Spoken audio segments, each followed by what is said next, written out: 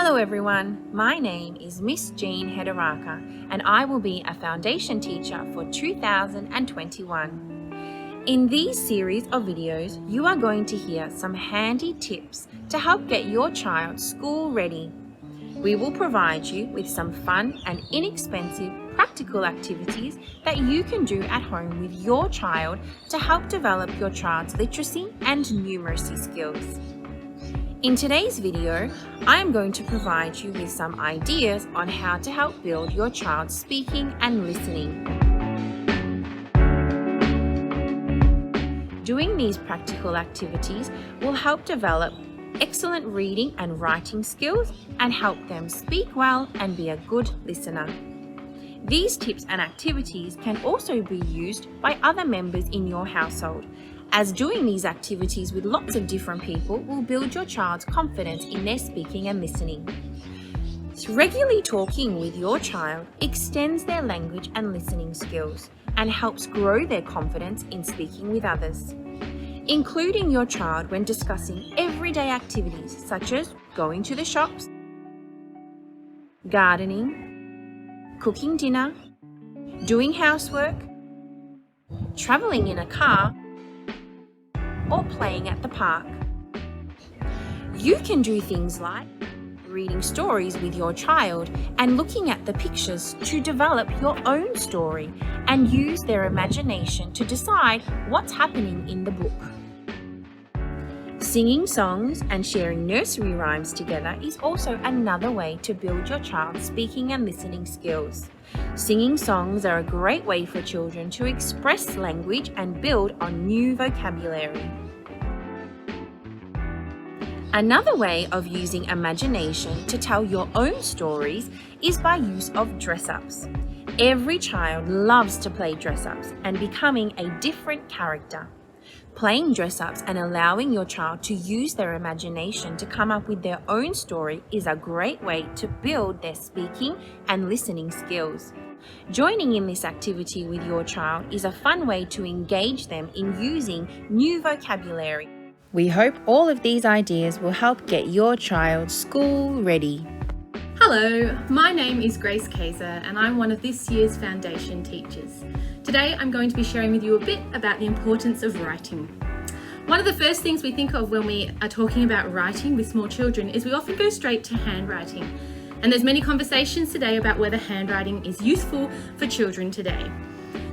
We definitely teach handwriting here at Wallarano, but today in this video we're going to be talking more about writing, putting words and letters onto a piece of paper to communicate ideas. And it's really important that we understand that reading, writing and speaking are really closely linked together. So when we are talking to our child about writing, we want them to understand the purpose behind writing and to understand that by writing ideas down, we are communicating. We're communicating ideas with ourselves, maybe through a journal or writing about an event that we went to. We're communicating ideas with other people through writing letters, text messages, emails. We're communicating ideas with the world, and that's what an author does when they write a book or they publish an article to try and persuade someone with some sort of idea. So in this video, I'm going to give you a few ideas about the progression that you might follow in helping support your child's development of writing. And I'm also going to give some practical suggestions of things that you could do around the home to make writing exciting and fun and to show your child how it is a really important skill that we use in real life. Let's have a look at the progression of skills in writing. Most children begin by scribbling or doing small drawings. This is developing their understanding that the ideas in their head can be put onto paper in pictures. Then they might have a go at role-play writing. That's where they're mimicking what they've seen other people do when they write by making lines and shapes as shown. As they build their understanding of lowercase and uppercase letters, they might have a go at stringing letters together like this. It's important that children practice both lowercase and uppercase letters. In things like their name is a really good place to start as it lets them connect with the writing that they are doing. As their knowledge of letter, names and sounds increases, children will start to have a go at writing down the first and maybe the last sound in words that they hear. Don't worry if they're not spelling every word correctly. This means they're developing their understanding of how to spell words. At this point, you can encourage your child to start writing short sentences. Here are some examples of ways that you can link writing to real-world life experiences so that your child feels like writing has a purpose. Encourage them to write about things that they are interested in or experiences that they have had. They could even write these to a special person in their family. They might also like to write a letter or a card for a birthday or to say thank you to someone, or a postcard about something that they have done. You could also include them in practical jobs around the house, like writing a list before you go shopping or writing the menu for the week. Before I finish, here's a few quick tips to help writing become a really positive experience for you and your child. Always begin writing with a bit of a chat, a conversation about the ideas that they're going to include in their writing. Share the writing experience together.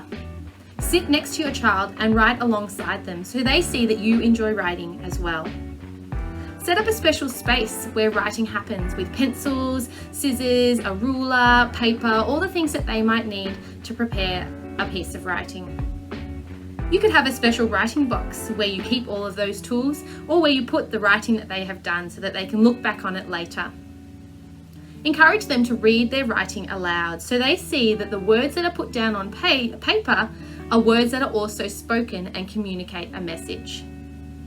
Also encourage them to draw pictures that match their writing. And last of all, find somewhere where you can display really good pieces of work so that they can have a sense of pride and achievement in what they create. Thanks for listening to this video and for your time today.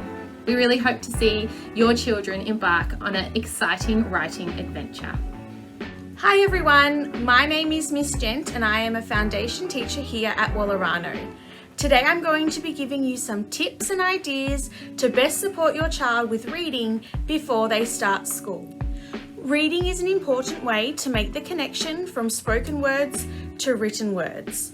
Reading with your child will begin when your child becomes familiar with the story and can take over some of the reading. Here are some tips to help you when you are reading with your child.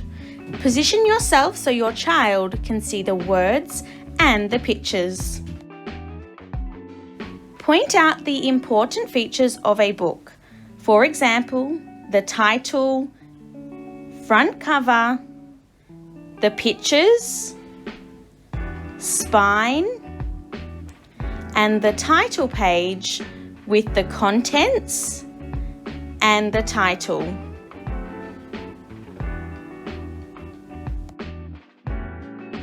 Discuss the pictures in the book and encourage your child to talk about the pictures.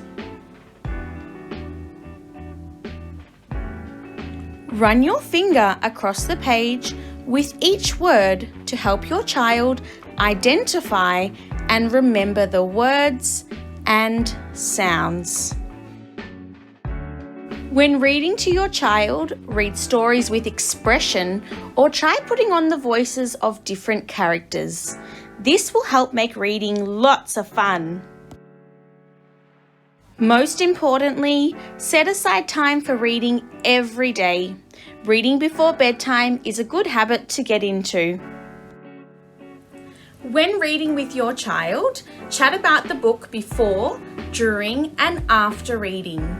Encourage your child to share their ideas and ask questions about the book. Here are some questions you can ask before, during, and after reading. Before reading, look at the front cover. What do you think this book might be about? During reading, what do you think is going to happen next? And after reading, who was your favourite character in the story? Why did you like that character? And can you tell me about the story in your own words? If your child feels confident, encourage them to take over some or all of the reading. Allow them to read at their own pace and praise them for having a go. When your child begins to read, they will often have difficulty with long or tricky words. It is really important to give your child time to work out these difficult words by themselves. This helps to develop their reading skills. You can help them if they are stuck by asking some key questions. These are called reading strategies, and we will explicitly teach your child these strategies next year. Look at the pictures in the story. Look at the first letter. Go back and read again. Ask yourself, does it look right? Does it make sense? Does it sound right? And finally, read on. The world is full of letters and words that you and your child can read together. It is important to show your child the value of reading for everyday purposes. You can do this by including your child when you read recipes, greeting cards, calendars, shopping lists, food labels, instructions, maps, newspapers, emails, signs, weather forecasts, and websites. Thank you for listening and happy reading. We look forward to seeing you all next year. Hello everyone, my name is Fatima Ashkar and I am one of the foundation teachers here at Wallarano Primary School. In this video, I'm going to be talking about lots of different ways you can help your child learn maths at home. Developing numeracy skills early on helps prepare children for daily life and general problem solving. Maths includes recognizing numbers, size, shape, pattern, time, and measurement. Maths is everywhere. It's at the shops, it's on the streets, it's on the playground, it's at home. And so we need to develop these experiences for the children so that they are able to confidently make numbers, talk about numbers, draw numbers. And so today I'm going to be showing you different ways you can do that at home with your children to help build their numeracy skill. Counting is one of the first experiences of maths for young children. Learning to say numbers often begins with a favourite song or rhyme and the repetition of the number names. Here are some activities and tips to engage your child with counting, which can all be found on YouTube. You can look for things like 5 little ducks or 10 in the bed or 1, 2, 3, 4, 5, once I caught a fish alive. All of these are great songs to help with counting. You can incorporate counting into everyday activities such as counting the pieces of toast you cook for breakfast, maybe counting the number of houses you walk past along the street. You can even count how many steps it takes to walk from the kitchen to the bathroom. Maybe while you're grocery shopping, you and your child can practice how many apples they can get for you and put it in the bag. Something that is super easy to add into your everyday routine is getting your children to help set the table. Ask them to get a specific amount of plates, cups, spoons, knives, forks. They will absolutely love to participate in setting the dinner table.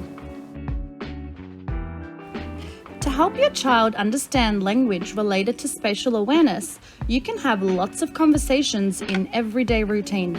As you walk, talk, and play together, describe your child's different movements and talk about them. Jordan, can you climb up the ladder?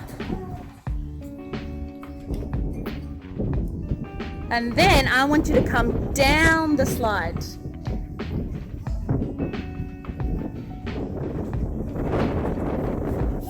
Now I want you to crawl under the spider web.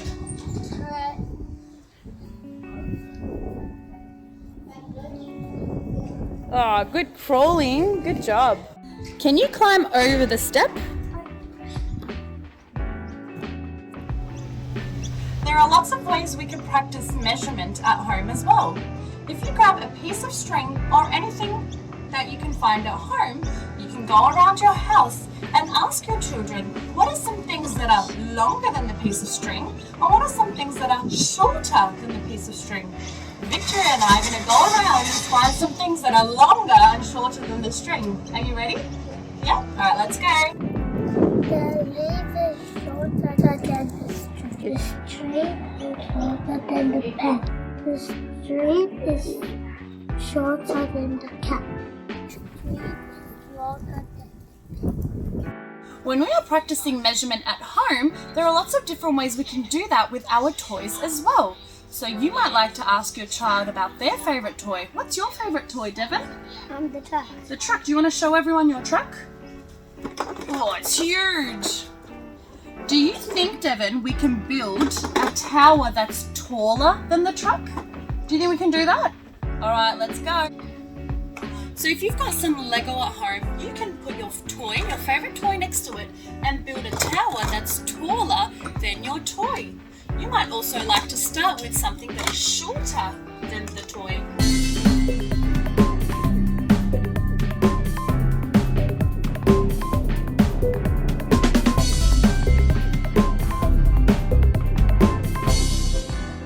Okay, Devon, can you tell me about your tower? The tower is taller than my truck. That's right. Do you think you can make a tower now that's shorter than your truck? What are you going to do to make it shorter? Take blocks away. Take blocks away, show me.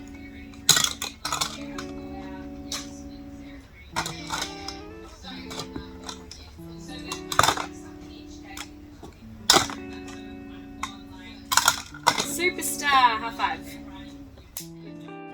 Lastly, let's talk about playing with shapes.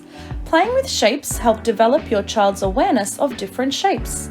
It also improves their hand-eye coordination.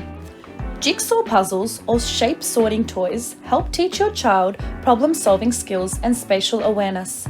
Give your child a smaller puzzle, maybe something with 6 pieces. If they find it too easy, that's when you know you can give them something a little bit more challenging. Don't make it too hard to start with, make it a little bit easier and build your way up as you go. We hope you enjoyed the series of videos which included many different things you can do at home to support your child's learning. Working together, families and schools can provide the greatest opportunities for children to have the best possible start in life. If you would like some more ideas or more tips and tricks on certain areas, please don't hesitate to get in touch with any of the foundation teachers and we will be more than happy to help you out. We look forward to meeting you all and all the best.